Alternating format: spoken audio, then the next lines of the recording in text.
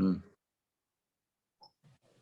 So I guess the first question is, who am I and what am I doing here? I'm not Larry or Jen.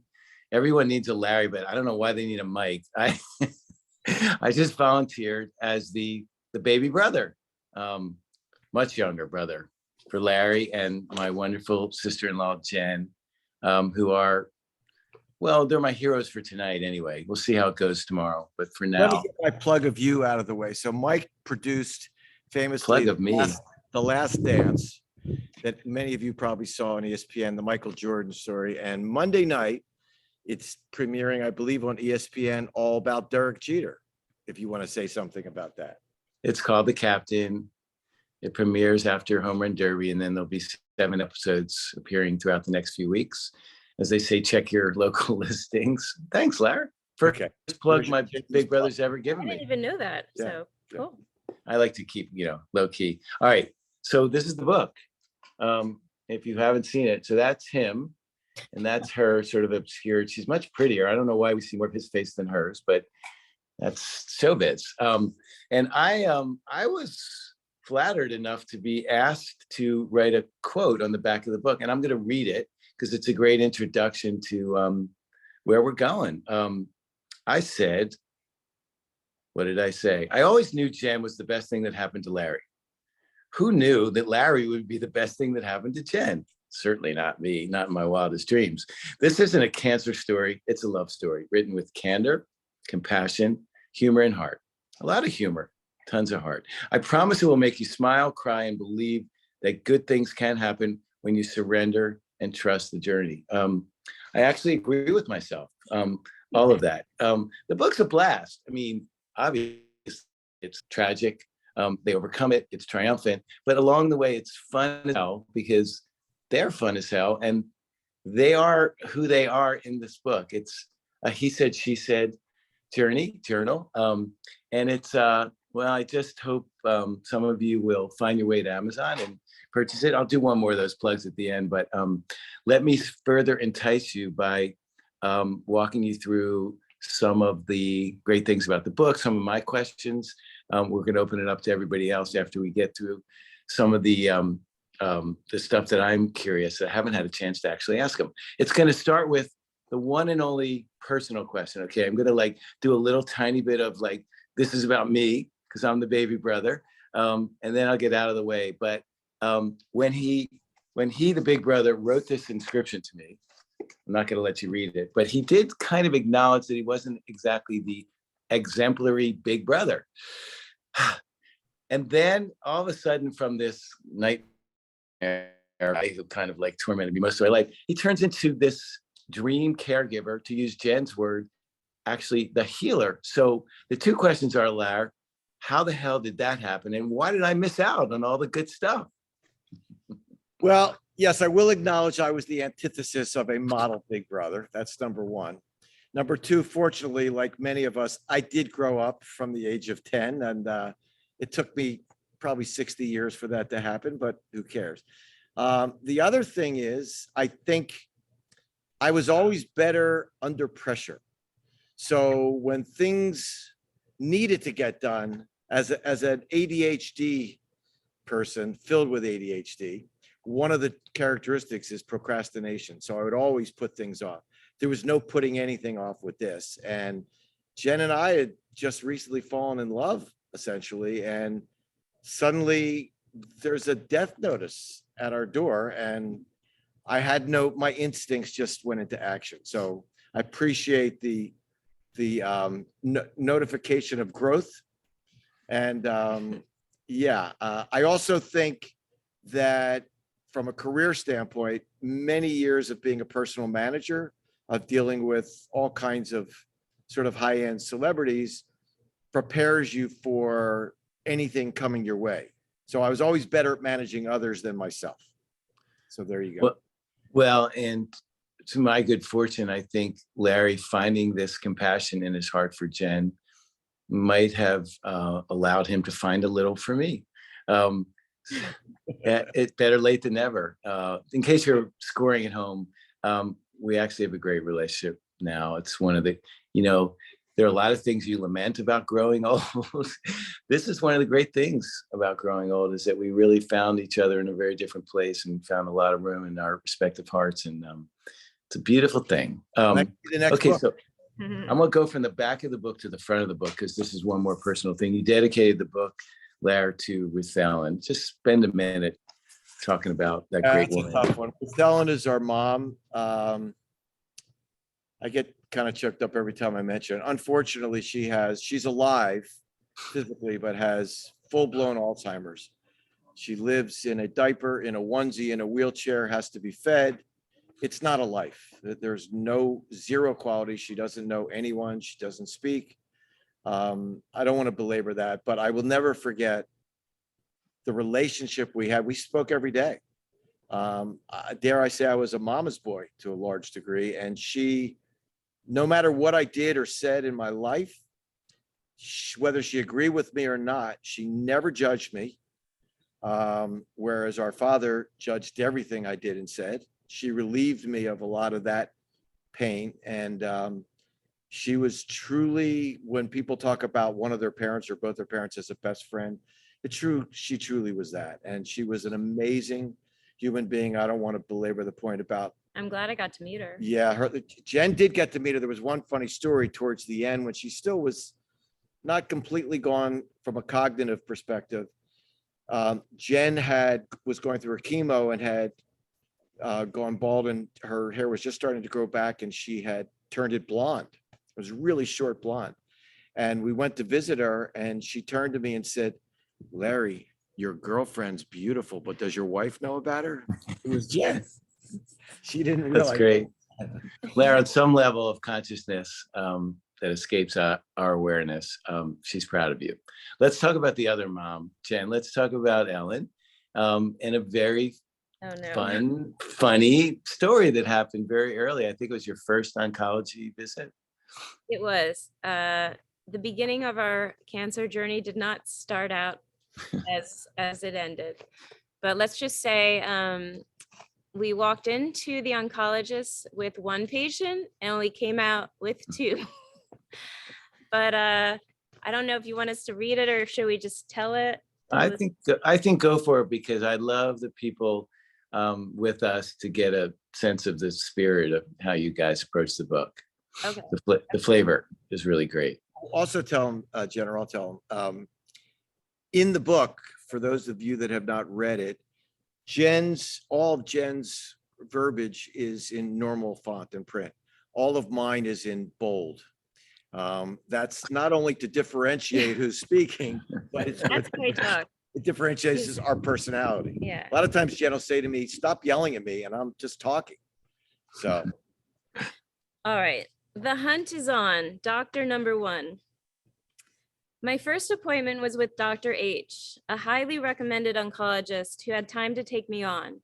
I had also scheduled a mandatory breast MRI earlier that day, hoping to get the results to the appointment. It was assumed that only a few lymph nodes were diseased, putting me at stage 2 category, but it still needed to be confirmed. I had a whole entourage with me for every appointment. The traveling team included my mom, the matriarch of the family, Ellen, my younger sister, Karen, Larry, and finally Bo, because he was just so damn cute. And Bo, by the way, is sitting on my lap. This is our He's like, our cancer dog. he is the service animal. My dad, Robert, was also part of the team, but on the sideline. He stayed at home on the reserve list, waiting by the phone, ready to take care of any or other details. It was great to have a group supporting me, even though everyone was stressed out and yelling at each other. It could be family at its worst, sleep deprived, anxious, hypersensitive, and on edge. But it was my dream team, and I was grateful to have them. My MRI took longer than expected, another annoying yet normal part of doctor appointments, but it left us rushing to Dr. H's appointment. His office was only a couple of blocks away, but we were already 10 minutes late, and he was squeezing me in before he left for the day. Larry, the designated driver, pulled into the parking lot to let us out first. He intended to park the car while we headed to the doctor's office. I got out on the front seat, and my mom and sister got out of the back. My mother was the last person to exit the car. She had one foot in and 1 foot out when Larry took off, driving forward, running over her foot. We screamed, "Stop the car, Larry." Bam, he stops the car. Then he backs over her foot with his car again. My sister and I are running to my mom. My mom's hands are shaking. We're all yelling at Larry. Everyone's screaming, "Mom, are you okay? Are you okay?" And she couldn't really talk, but we whispered that she needed to sit down. We looked for a chair, and at the same time, she mustered up enough energy to say, "Go up to the doctor, Jen. You're late. You need to get up there." Well, that's my mom, always thinking about everyone else, even after being run over by her son-in-law. Time out. So I need to make this very clear. First of all, I did not intend to run over your mother's foot twice, not even once, especially on the day of your first oncology appointment. And deservedly so. It will never be forgotten by you nor the Greenhuts. Don't forget, I unfortunately have ADHD. And that's not an excuse, but this kind of thing was not uncommon for me in the Greenhut family. So now you want us to feel sorry for you because you have ADHD and accidentally run over people's feet? No, that's not what I said. I said it was not an excuse. Then why bring it up? Just let's move on. Okay. So if I could talk a little further about that, there was some backstories to it where I, at the time, as Jen and her sister go upstairs, was running around Beverly Hills screaming to anyone that would listen to me about giving me a bag of ice. I finally paid $20 to a guy for a bag of ice that probably cost 14 cents, only to get back to the valet parkers, who of course already had the ice for Jen's mom. And she was in a wheelchair with her foot elevated. And then I had the unenviable position of wheeling her up. Jen's in her first oncology appointment and I'm wheeling in her mother. Wait, who time now out. looks like a I'm patient. actually in the office hearing, not only do I have stage 2, not only do I have stage 3, I am being told I have stage 4 triple negative breast cancer. And in the background, Larry's wheeling my mother in a wheelchair to another examining room to get her foot You checked. couldn't make that. I It was- think somebody out there is like optioning the movie rights right now. Yeah. This is a comedy, a tragic comedy. But I Um, want to make everyone know that my mom is alive and well now. Very she well. She still talks to me, and she yes. can walk, and she has her ankle and foot. Still has her sense of humor. Jen, stage 4 triple negative. Please explain for those who don't know what triple negative cancer is. So triple negative, and I didn't know this either, is the most aggressive type of breast cancer. And it just means that the hormone receptors, which are progesterone, estrogen, and there's a human growth hormone, HER2, those are not related to the cancer.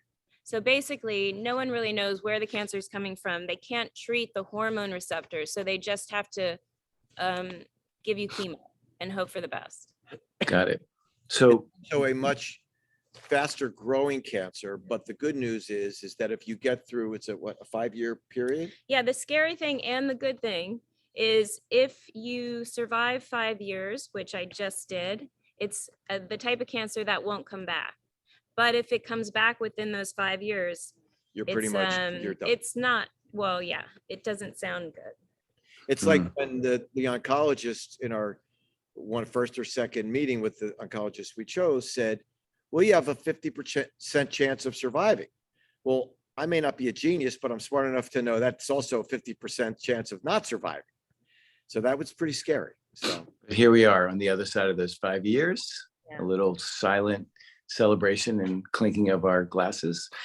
So guys, you have that moment, which you described very well, maybe a welcome distraction with your mom. You put on your strongest, most resilient face and get the news, and then you guys go home. And now it's the two of you and Bo in the four walls. Describe that night, maybe in your best he said, she said tone that you adopt for the book. The Vegas story. well, that's when you found out, or you're No, this is when that night was just not memorable at all. No. I was crying alone, not happy. And Larry probably was eating and, watching football. sports. or But the something. memorable night was when she got the call to find out that she had officially had stage 4 cancer. I mean, No, the memorable night was the night Well, we're where, in Las Vegas on a pre-planned trip and we're waiting for the results and there's the phone Oh, and yeah. Jen sees the number and says, okay. And I start walking a little faster ahead because I don't know how to deal with this really. I'm not prepared for this at all. And she gets all, I could see by the look in her face, it was not good news. And she tells me the bad news. And me, who talks more than any individual that's ever been around, and I was supposed to be the guy they sent in the room to say the right thing and calm people down. And all I could come up with is, okay, so where do you want to go for dinner? This is after my wife told me she has stage 4 cancer. So no, I didn't have stage 4 in the beginning. I had stage 2 in the beginning. So the journey went from being hit with cancer and then getting worse within 2 weeks. So that was the low part, what you're talking about. The looking for the oncologist kept getting lower until I met my third oncologist at UCLA. And that's when everything started becoming better. Got it. So Larry, Mr. Compassionate, Mr. Caregiver of the century, when it sinks in, are you feeling more sorry for yourself or your wife? at first, I think, I know the first thing I said to him. okay. You want to know? Which was? I'm glad it's me and not you. And we both agreed. As a matter of fact, the book at one point was called Like, that yeah, I'm glad it's you too. because it's I guess that answers my far question. better patient than I would have been. And I was a far better caregiver than she would have been. So we were in the right Basically, roles. we would not be celebrating We were Jen. well, yeah, we were We'd well be like, cast. yeah, divorced if Right. he was. Definitely have been divorced. One of us would probably have been dead. Yes. But Amazing. also, the interesting thing is, I had cancer and he's not totally worried because he has this whole like destiny story. Like his wife is not supposed to die of cancer because it's not his destiny. It's great. It's a great So- Wait. Let's just stop there. Go, Larry. Let's go deep into the destiny story. So as anyone on the three of us knows, I am not a religious person at all. I'm not a God-fearing person at all, but I am someone that does believe fully in destiny and that things happen for a reason. So 1978, I believe it was, my first job in the record business. I'm a punk guy working for Motown Records. And I'm going down to see the big shot program director in San Diego, but I'm in a meeting early in the morning. I get on the freeway. There were no cell phones back in that time. And I'm driving. There's no chance I'm going to make it. And so I pull off the side of the road to a payphone and call the program director to say, I'm not going to make this flight. Jen is actually getting the front door. Not going to make this flight. Can I get on a later flight, or how do we do this? What do we put together? Don't worry about it. Call me in the office tomorrow. And this is my first job in the record business. And I'm thinking this was my shot to meet like a heavyweight. And I dejectedly drive back to the house. I don't even go back to the office. I'm too embarrassed.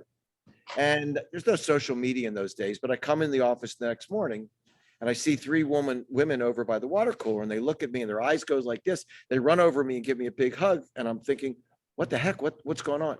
The flight that I was scheduled to be on that I missed, it was a PSA flight that PSA doesn't exist any longer. It crashed. 130 people died, no survivors. That's my destiny. And I realized at that moment, I still get a chill when I talk about it, that it wasn't my time. And so I said to Jen, although I know it sounds selfish, it's not my destiny to have a wife that dies of cancer. So this is going to be like a speed bump. I don't know how to explain it. I don't know how to prove it, but trust me, it's just here to teach us a life lesson. I don't know what it is, and I don't know when we'll find out, but I can tell you, you will be fine. Wow. I also think that too. you said something earlier, you do better under pressure, which is a nice way of, a way of complimenting yourself and calling clutch, which is the ultimate compliment for a sports guy, which you are. So like, did you just feel like at a certain point, well, fuck it, this is the biggest game of my life. I got to win it. I got to just like, this is your competitive nature coming out, and I'm going to save my wife's life. Yeah, that's actually not a bad description. I think I'm ultra competitive, and there was no way I was letting this beat us. It was now an us thing. And yes, I would be lying. That was one of the things about the book, giving the caregiver's perspective. So it's a totally different story. And if I'm going to be brutally honest, there were many times I felt sorry for myself.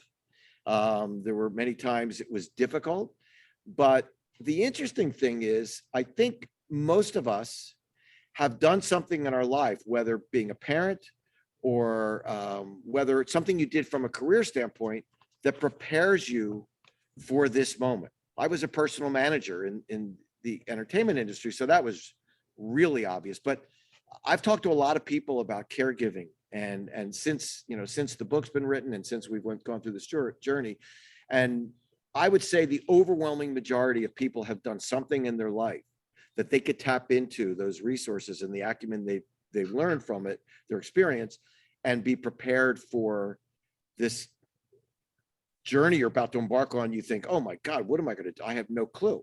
And little by little, you realize you do. It's inside of you, and it just has to come out. When likewise, I'm an athlete too, and so the athlete kicked in me. Yeah, for sure. Yeah. We saw that. Jen, you have a quote in the book. It's about choosing what you want to believe and then running with it. Yeah. Yeah. Can you talk about that? So what I realized is we have so many stories going on in our head, and I wanted to believe cancer was going to be the best thing that happened to me. I wanted to be a better, stronger, wiser person from it all. And I wanted to believe I was going to be on a path that I was supposed to be on. Just surrender to the journey and trust that I'm going to be better from it. And that's exactly what happened. And nobody, I think, really, I don't think having stage 4 cancer, that's the first thing that you think about. Oh, it's the best thing that happened to me. I just truly wanted that. So I picked that and I ran with it. And the fact that it kind of came true, everything that I had wanted to come out of it, just showed me how powerful our minds are. I wanted to elaborate on that because that was something Jen had said quite often, that cancer is the best thing that happened to me. But you need to understand the context. I said that to somebody once who had someone in their family that had cancer. And I said, it's not about the cancer itself, needless to say, it's about how it changed her life. Obviously, if she didn't survive it, it would not have been the best thing that happened to her. But because she did, the lessons that she learned along the way. I mean, Jen truly is on a path to save the world at this point. But I sort of understand when we get challenges, how do we want to look at them? Do we want to look at them like they're going to ruin us? Right. That's so depressing. Like, especially if I was going to die in 2 years, I had stage 4. The thought occurred to me, like, this might be the last couple of years. I don't want to live 2 years being miserable. I want to be as happy as possible. And in order to be happy, I have to think positively about what I'm going through. And so that was like a math equation.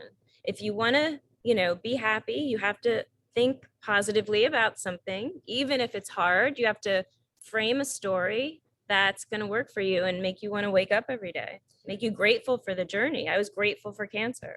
I think the other thing that I learned from Jen through it is you always hear, be present, live in the now. I was not good at that. And you're still not really, I'm still not really good at it, but I learned this. I learned what it is, because when I have those moments, it's it's like an epiphany. Yeah. And I need to strive harder for that. But it really is something I understand why people talk about that as a state of mind. That's, if everyone could live in that mind in the moment and just enjoy the moment, not worried about the past moments or the future moments. It's not easy. Well, I'll take it one step further. If everyone can appreciate just being alive, taking this breath, that's more than so many people. People are dying every second. Well, for instance, for example, I just broke my wrist. So I'm a caregiver again. Immediately, though, I said, oh my God. He feels sorry for himself again. I know, exactly. Like, I'm not letting him off the hook yet. But immediately my mind went to, wow, I had 4 limbs that were working and now I only have 3. I can't believe how special it is to have 4 limbs. And now after this is off, I'll be like, yay, I can't believe I have 4 limbs again. It's so awesome. I think a more practical example even is, especially going through COVID. Most of us have either gotten it or know someone that's gotten it, and we've either embraced it or pushed it away, but it's been in our face. And when you get sick and then you're better, you realize all I care about is my health. People always say, so I care about my health. But what happens is when you're healthy, you go through a string of being healthy, you don't appreciate it. You totally take it for granted. You disregard it and you don't deal with it again until suddenly it's in your face and you're sick with the flu or a broken wrist or cancer again. So that is something, and the older we get, I truly understand. There's not a close second to your health. Yeah, It really it's so isn't. true. So just remembering the book, at one point, Larry's response to Jen's overwhelming positivity and spirituality was, Jen was turning into a Martian. That's so Larry. We'll just leave that there, just for perspective. Jen, advice. Obviously, you've been through it, and you've turned your life into one of giving. But you talk about a shaman, a healer, a medicine person. Why not give people your perspective on how you healed and what, God forbid, some of us out there might need to go through and experience? Well, everyone needs a Larry and a shaman, I believe. I believe Eastern medicine just as much as I believe in Western medicine. And so I was trying to incorporate both sides into my healing journey. I feel every disease comes up to be healed. And to heal, we need to look through psychological issues, trauma from the past, as well as, using the chemo and the radiation. So the shaman that I use and I work with on a regular basis is all about plant medicine. And it's all about getting to connect with your truth, your soul, the bigger picture, the higher self. And when you get that connected, you see everything from a much broader lens, and you see how cancer is simply like a negative trauma energy that just, once you give it some love, once you understand it, once you surrender to it, you can actually heal yourself. And I believe the power of love was what sort of also helped me get through everything. Just embracing self-love, the love from other people, enjoying life to the fullest, really doing what you love to do. It's all about creating good, healthy energy inside. So then disease doesn't want to show up or grow when your body's vibrating on a loving, grateful plane. Both of you guys talk a lot about transformation and gratitude. Let's do a little riff, a little improv, if you will, on how each of you is a different person as a result of the cancer journey. Well, I can say easily, I am just a happy person. Maybe not with Larry all the time. Larry still pisses me off, but I am genuinely happy to be alive, happy to be with Larry most of the time, happy about just, my health. There's so much to be grateful for. That gratitude has not left since cancer. And before cancer, I was always feeling like I was missing out on something. Everything that was in my mind that I wanted and I didn't have was what I was focusing on. Now, I know I have everything I need, and the things that I want, it's just kind of like putting the puzzle together. It's like enjoying the process of, living your life. So that's how I've changed. I'm just happy. I'm not depressed anymore. My turn? Yes. I would say that if Jen 24/7 could practice what she preaches, she'd be a saint, because let me finish. What she preaches is amazing. And sometimes it goes off script, and she's not always. Like I said, I'm not always happy with Larry. Right. And so we're still learning about our communication. But what I did learn through this, when I was single and dating, if things hit a wall, or if there was what is she's crazy, or what is she doing, or she doesn't understand, she doesn't listen, whatever it is that couples go through, I knew that I had probably a day or a week left in the relationship. With Jen, we could we could really, like, I'll just use the word dislike or be pissed off at each other. But I know we're together forever. This is not a, oh, if it's good, it's truly a for better, for worse. I really learned that during this, that even when I dislike Jen, I never stop loving her. Even when she pisses me off, I have learned, which I'm proud of myself. Everything pisses Larry off Well, anyway. It's not just But me. because Mike, you I know, was single Larry for gets I was pissed off single for a very long time. easily. And both of us are the kind of people that want what we want when we want it. And we're both stubborn and we're both controlling and we're both, but when it's good, it's unbelievable. And so I don't mind that, I've learned to like certain characteristics that I would never have accepted in other people. I've completely overlooked, and some that I've never even mentioned to Jen. She won't even know because it's not worth even bringing up, because what I've learned, but this is my person, basically. This is my companion. This is my lover. This is the person I'm going to die with. And you shouldn't fight with me so much. Yeah. Okay. No fighting now, guys. We were going to do the cancer perks, but we're not going to. I'm in a shameless promotion for the book. I'm going to say, if you want to know in a David Letterman-esque style what the top 10 list of perks from cancer, you got to buy the book. We're not going to give them to you now. Well, I want to spend. We're going to talk about that. There's That's a good. lot of Okay. lists that we utilize. Well, we did write it for couples, and giving them lists and what to check off when going to surgery and what to think about when going through chemo. So it is a how-to guide as well as our personal story. Right. And I also love, I always love the where are they now. So I'm going to use my favorite word, beschert, to take us there. For those of you who don't know, it's a word that has a lot of different meanings, but it's kind of just, for me, it's just meant to be. I've adopted a child. When you adopt a child, there's so many things that have to not happen as well as happen in order for that to happen, as the greatest gift imaginable. And so your destiny. Your destiny. So you guys, in a beschert sort of way, took this horrific journey and turned it into the best imaginable result. Larry, start with you. In a direct or indirect way, you turned it into your business, as turning the caregiver instinct into a business of sorts.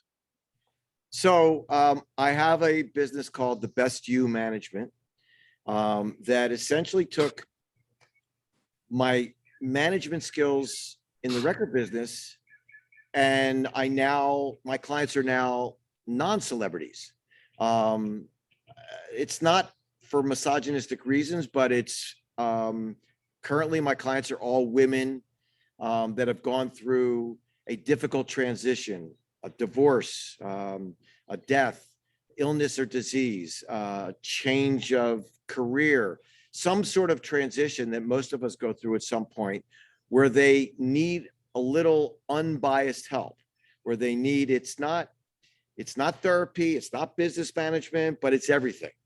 And each client, much like in my record management days, like I like to say, people are like snowflakes. Each person is different. Each snowflake is different. So what I do with them and for them is very different, but it's managing their life in a sense and helping them, whether it's with their financial aspects, whether it's with children, whether it's with physical needs, whether it's emotional needs, various things.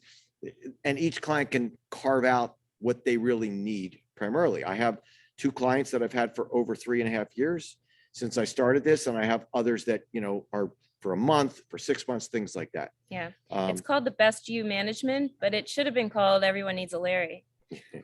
Yeah. Well, there's time. We could, that could be the one. But I wanted to go back to real quick 1 second. When Jen first brought up that she wanted to do this book, and I could see the look in her eyes, nothing was going to stop her.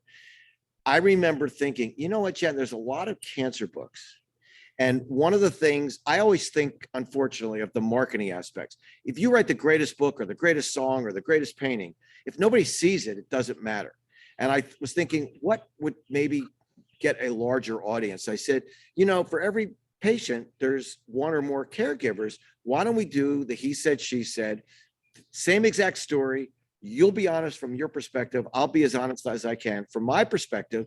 And I think people that will be attached to one of those roles will, the people that are going into a caregiver role may listen to my journey in further detail. People that know someone or themselves are going to be the patient would more, respond to Jen's situation. So the goal was and it's not just for cancer. We realize it's challenges of any kind. So anyway. Okay, great. Back to Bashir. Jen, so you turn the worst possible news, triple negative cancer, into something amazing, a philanthropic business called Zero Negative. Exactly. So my whole goal was obviously believing that cancer was coming for a reason. And I made a deal with God in the office when I was getting that diagnosis. If you let me live, if I live, I promise to help other patients.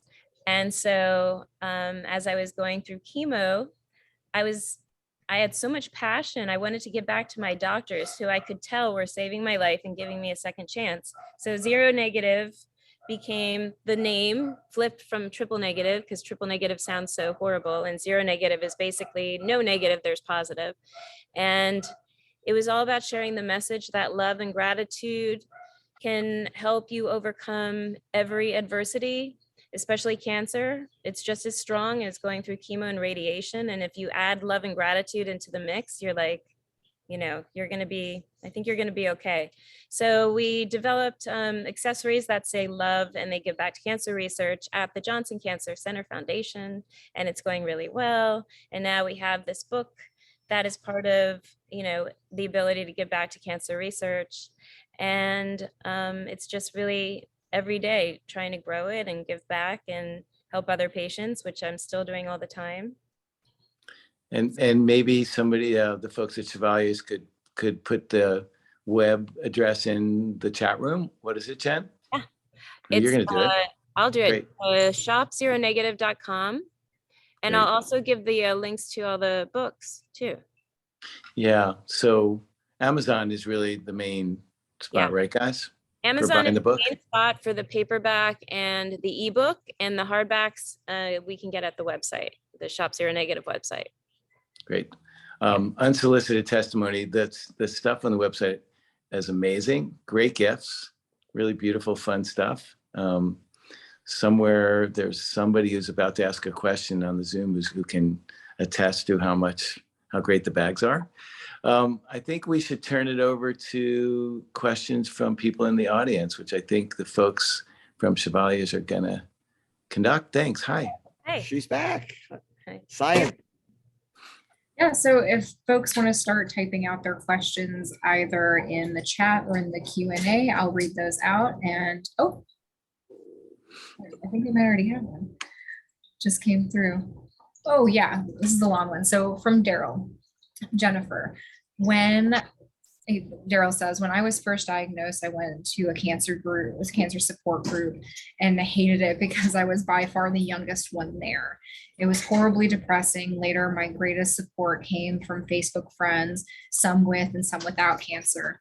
Besides Larry and Bo, who else do you talk to, if anyone? So, like, support. My sister, I have an amazing group of friends and family. My family migrated from New York City to Los Angeles, and every Sunday we have family dinner. So I pretty much used friends and family for support. You know what? I also recall in the beginning when we were not quiet about, we weren't sure, should we tell people or not tell people? Yeah. And we were out to dinner, we were talking about it, and I opened my big mouth and told the waiter, who we'd never met before. So at that point, we decided we were not going to keep it hidden. We found a lot of people, like through your sister's friends, and a lot of people, even in LA, locally where we live, that either had cancer or had gone through cancer. Yeah, in the beginning, I was getting a lot of people recommended to me to speak with because they were on the other side. And I have to say, that's one of the inspirations I wanted to write the book, because it was so helpful for me to hear people's stories. As hard as they were in the beginning, they were okay. And so I felt, okay, that means I have a chance. And some were older, some were younger, all over the place with their cancers, but they were all alive and well. And that said to me, okay, this is possible. Jen, how about your ancestors? Can you talk about the dream you had with your ancestors? I had a lot of really crazy dreams. But the best one, I was in a place where I just started Zero Negative and not knowing really what I was doing as a startup company. In my mind, I walked around with the question, am I doing the right thing? This is a second chance in life. I really want to kind of make something out of it. If I'm here, I want to give back. I want to help. What am I supposed to do? I felt like this, I needed to know I was on the right path.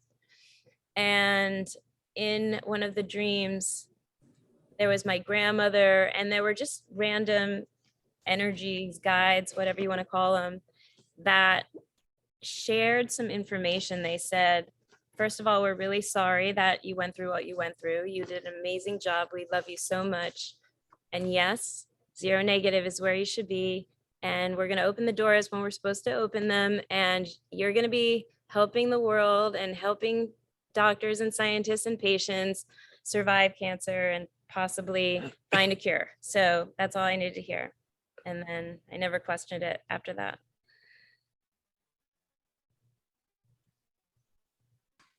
I have another question while That's awesome. so again, folks, you can type out your questions, but I have one before we get to anybody else's. So especially with a book like this, where it's so personal and it's about like, it's a very difficult journey that you went through. Like, what would be one takeaway that you would want somebody to leave the book with? Like, if it had to be parsed down, like what is either the energy or the sentence? I would, and my first instinct to say is love the cancer, love the journey, love the experience, embrace it, realize it's only going to be a chapter of your life, and you're going to look back at it and you're going to see, in a way, maybe there was a reason that it came. Maybe it was for healing something, maybe it's to change something in your life. And so I look at it as a gift instead of a curse. And Whatever adversity you're going to go through, embrace it. And I would utilize it as something that I, through years of living and experience, the three worst things that have happened to me have all gotten me to places I probably never would have gotten to had those awful things not happened to me. So when something this bad and horrific happens in your life or in a couple's life like us, rather than, and I'm one of those people typically that I'll sound the alarms, oh my God, woe is me. But the counter effect of trying to understand, this is a lesson.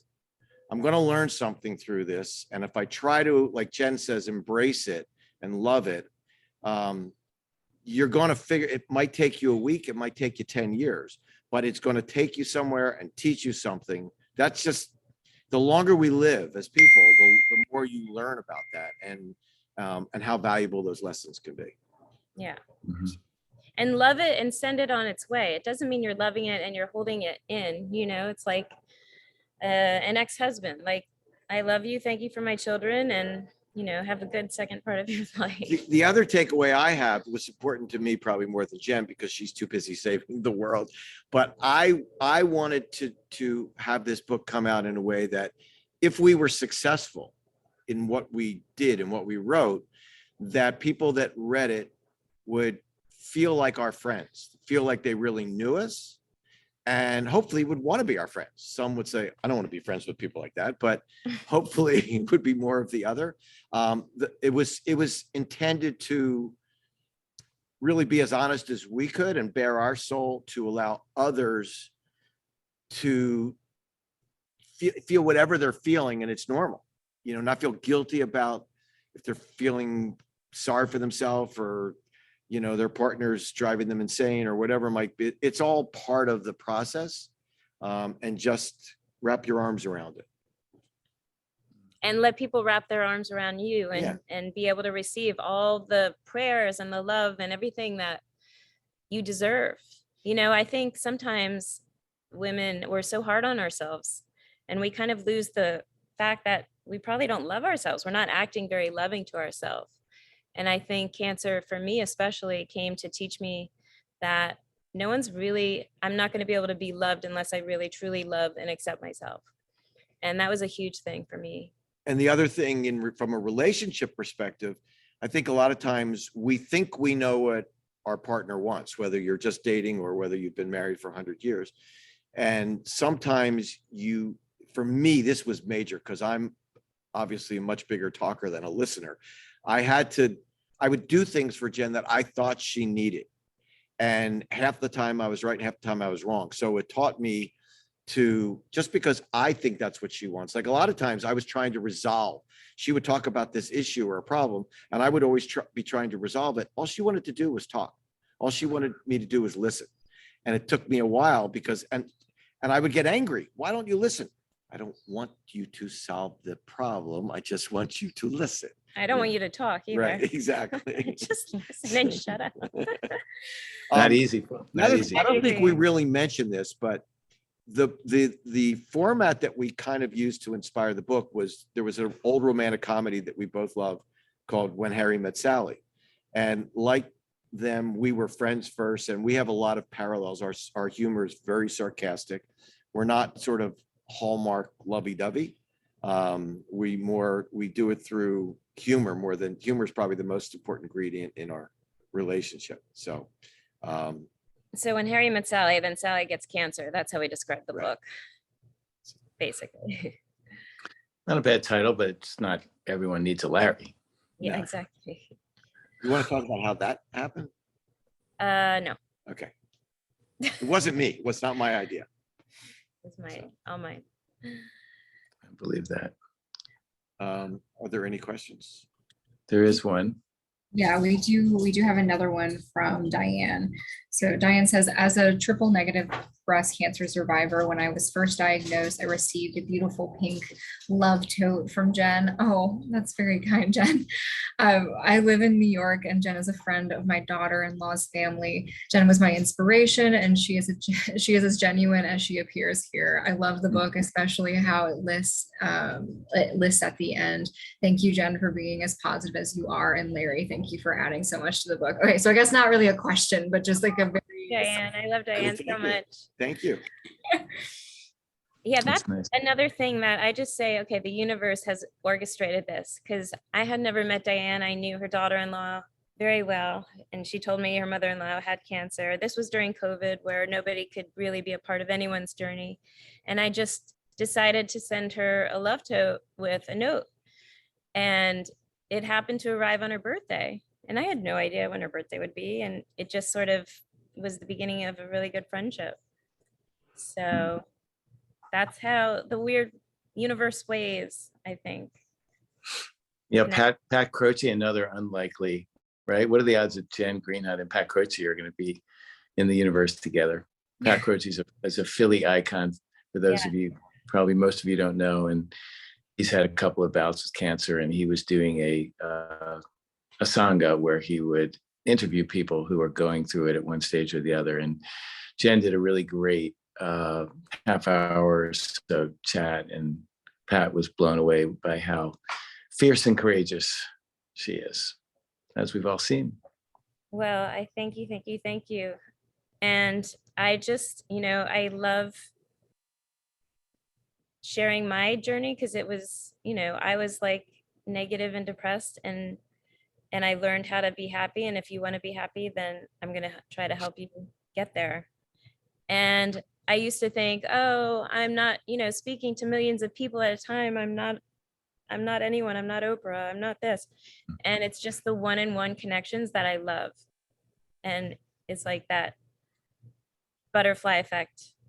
You talk to one, and then they go off and they talk to other people, and it's kind of like Viral. a viral, not viral, but a pebble that just keeps going. The waves keep going. Okay, Metaphors keep my getting metaphors, better. are not working right now.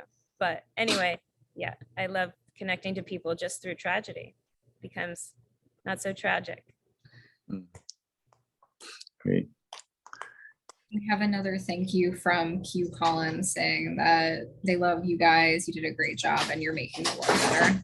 So thank Dr. you. Q. I love Dr. Q. Dr. Q is going to be part of the team that is curing cancer.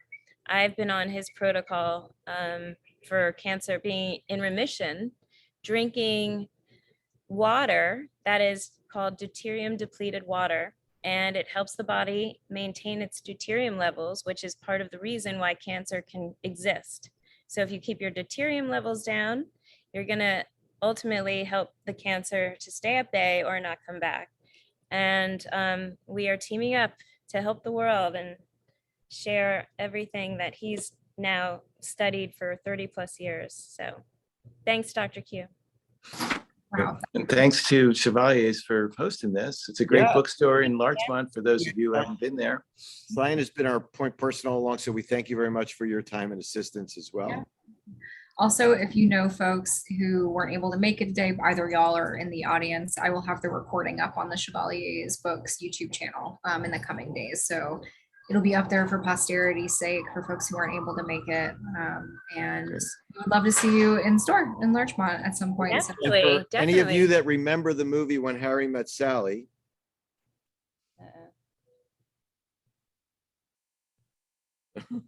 I was so queued up in it. Oh, Larry. End with a bang.